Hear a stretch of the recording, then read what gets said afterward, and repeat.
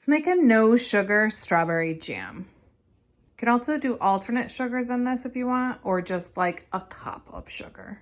Step one is always the same, and that's wash the berries. While the berries are soaking, I grabbed my jars and I washed them, and now I'm going to get them sterilized for 10 minutes in this water bath canner.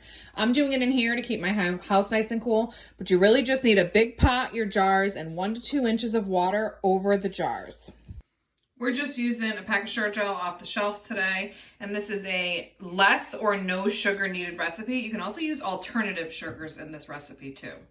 The directions say to start with 12 cups of berries and then puree them or mash them, and that you're gonna need 6 cups at the end, and then we're gonna cook it. This, you don't wanna double, so like me today, I'm gonna do this twice.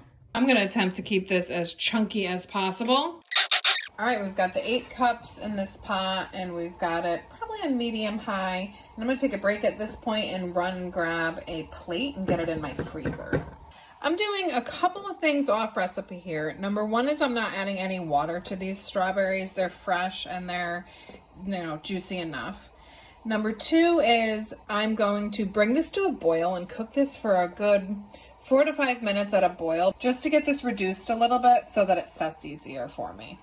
A couple of things I'm gonna add right now are a little bit of lemon juice, which you don't really need for strawberry jam like you do some of the other jams, but I like the freshness it brings. And the other thing is a pat of butter, and that is to deal with all this foam. But both of those things are optional. Now that I have this at a nice boil, I'm gonna go for 5 minutes with this, and then I'll be back with you. I find that the less sugar you wanna use, the more you kind of have to cook it down a little bit. So I like to do that before I even put any of the sugar in it. This batch is a no sugar, so I'm gonna cook it a little bit longer before I go ahead and put my pectin in. So you want to give this a taste and decide if you are going to sweeten it up with anything. If you were following the recipe for low sugar, I want to say it's like 6 cups you would need. But if you want to just add 1 cup, you can do that now. Let's get our sugar gel packet in. This has got to be brought back up to a rolling boil that won't stir away. Okay, so here is a rolling boil that won't stir away. So get your timer set for 1 minute. Before you turn this off, grab a little bit and put it on your cold plate, and then we're going to draw a line right down the center and see how it stays apart. We know it's done. So now we can turn it off. If that was going back together and you couldn't see where the line was anymore, you would need to cook it a little more.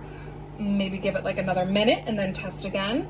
But this is all good, so I'm just going to get the heat off. I'm going to let it cool down a minute before I move it and get it in the jars.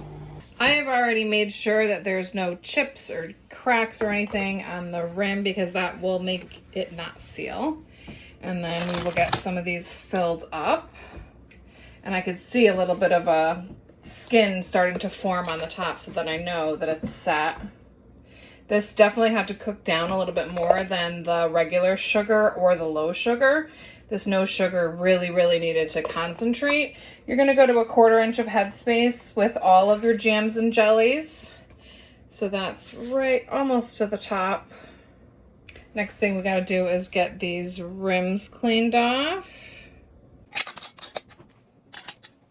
So for pints, you're gonna do 8 minutes, and for quarts, you're gonna do 10, and that is a water bath. So what are you waiting for? Go get some strawberries and make some no sugar jam with us, and make sure you save those tops for some strawberry top juice concentrate. I'm gonna show you guys how to do this on the next video. Stay tuned.